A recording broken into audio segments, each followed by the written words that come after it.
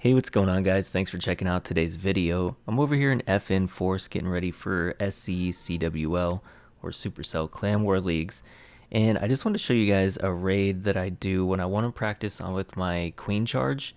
I'll show you what I do. Okay, so here we are looking at the first base, and what I want to do, where I think I can get the most value, is if I charge right here at 6 and grab all of this. So we're going to toss the queen in down here with a lot of cocoa balloons and just being ready and vigilant for anything that pops up because it's probably trapped like crazy. I think too that I needed the warden for this charge, so let's see what happens. Queen down, we got a cocoa balloon, finds a Sam. 2 more cocoa balloons, find another Sam, poison the CC. Found another Sam. Just like we thought, it was going to be trapped up like crazy. Anytime you have all the heroes down here, scatters, CC, and multi-target infernos, it's bound to be pretty trapped. So we're just going to be patient and see what pops up down here. We're probably going to need to rage the queen because of this warden tower and the enemy king, but so far we haven't had to burn a rage yet, so that's good. So I pre-rage, knowing that we're stepping into range of that king. Gonna get through him as fast as we can. I'm then gonna put over here my king and the Yeti, and then follow that up with a headhunter for the enemy queen. I do put the warden for my queen because it's just too much damage, and this entire raid hinges on the queen doing 90% of the heavy lifting. So we're gonna go ahead and toss a wall breaker in there.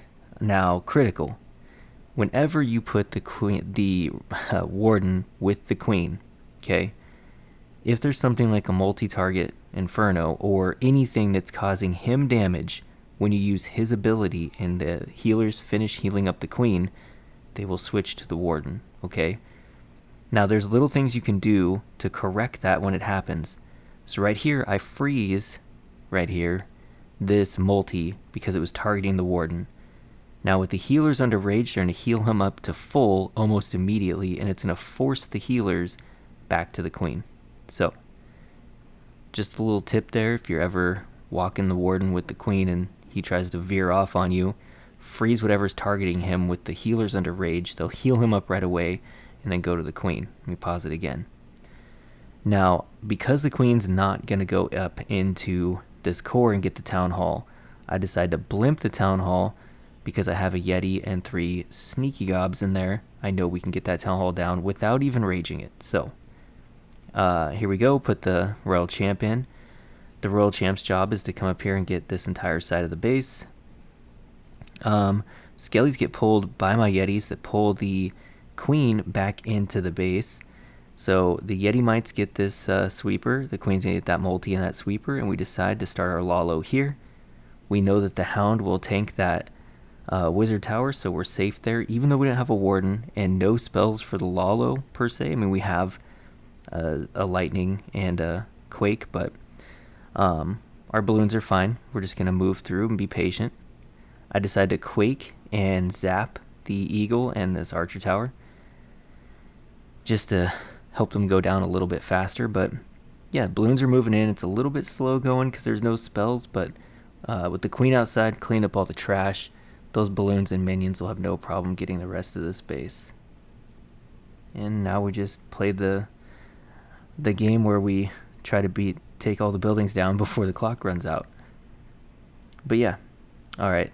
So that was a pretty low level base, and I'm debating if I should even put that in the video. I think I'm going to show some hits against some max bases, but all right, let me look for some of the replays of max bases, and I'll be right back. Okay, we have here a nice, well-developed base, and again, I see the CC or the town hall here easy to grab with the queen and these air defenses and these scatters back here. So I'm gonna go ahead and charge right here at the 12 o'clock and grab this queen. I'm gonna break in to get the town hall and the enemy king. Again, you know it's super trapped up when the town hall is just hanging out there like that. Now, I make a very critical mistake here. I mistook that wizard for a headhunter and I poisoned. Now, whatever's left in this CC, if it's witches, my queen is going to have a massive headache to get through them. So I'm praying it's not witches, and what do you know, it's 2 witches. So I'm going to have to rage here, and I'm going to have to drop a wizard to help get these skellies down, because 2 witches will overrun the queen. The queen cannot overcome 2 witches, by herself anyway. So here we go. Just kind of waiting to get through these pesky witches. Then we're going to end up getting this town hall. We're going to wall break to get in behind the town hall so we can get to these scatter shots. Funny thing is, I bring in my blimp a Yeti and 3 gobs. As you saw in the last raid, I blimped the town hall. That's pretty much what that is for. But here, I'm obviously not going to need that, so I'll be bringing a slammer with me in my Lalo portion, and I didn't bring the warden with the queen in this raid either. King and Royal Champ to help the queen take down some of this high DPS area here. They end up running into a tornado trap, which is great. We got rid of that nice and early. And there goes the Royal Champion. She, with the quake and the lightning, I don't know if you saw that, got the Expo and the Inferno Tower. So now, let me pause this. Looking at the back end of the space, we have all the wizard towers back here. We only have 13 balloons, 1 hound. So you would think it's going to be really hard to get through that, which is 2 freezes and a rage.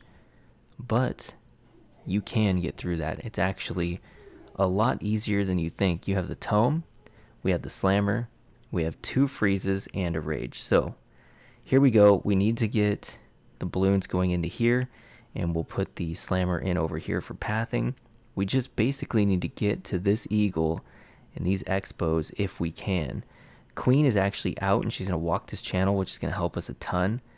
We wardened early there because of all of the wizard towers.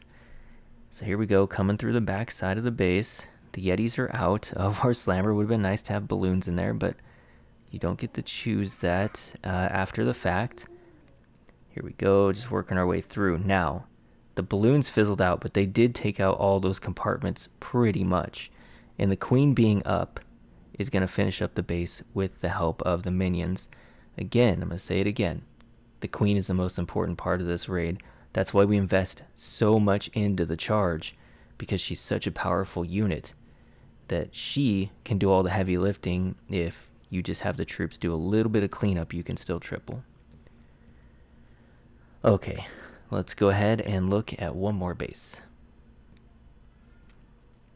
Okay, here we are, another fairly well-developed base, dare I say max, or close.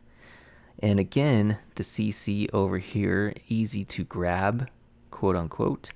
So we're going to put the queen in, we're going to poison the headhunters, we're going to get a Coco Loon and some healers down, and we're going to charge right in here and try to get this town hall. We just need to see if the queen goes up or down, and then we can go in for our wall break. And sometimes it gets tricky. The queen looks like she's definitely going to go one direction, and as soon as you drop a wall breaker or drop the king to funnel, she'll cut back and go the other way. So I really want to be careful here to wait to see which direction she's going to go. So we let her beat down that storage. If she goes down here, then we wall break. If she goes up, ooh, this is the critical moment. I put a Coco Loon and she goes down. Okay, so another Coco Loon and a wall breaker. And we're going to put the Yeti and the king, because this is a pain to funnel and we don't want our queen walking past the scatter. It will kill the healers. We wall break into here. That way we can get the town hall. I'm going to try to wall break here as well in front of this scatter to try to get both scatters down. If we can get into this compartment, we are money. So here we go. From here, we're going to freeze. We're going to grab ourselves that single target Inferno just before the skellies catch up to us. Here we go. We did manage to get that wall break into that compartment behind the town hall where the king is. We're going to send a headhunter in to help take down that king. There we go. Now, we are going to try to Lalo this entire backside. The queen may not live through everything down here in this core section, so she did get all the scatters, which helps us a ton, but we are officially out of freezes. So I start the Lalo here to help the queen, to get the royal champ off of her. I put the headhunters in. I tomed early so that the headhunters will take her down. There she goes.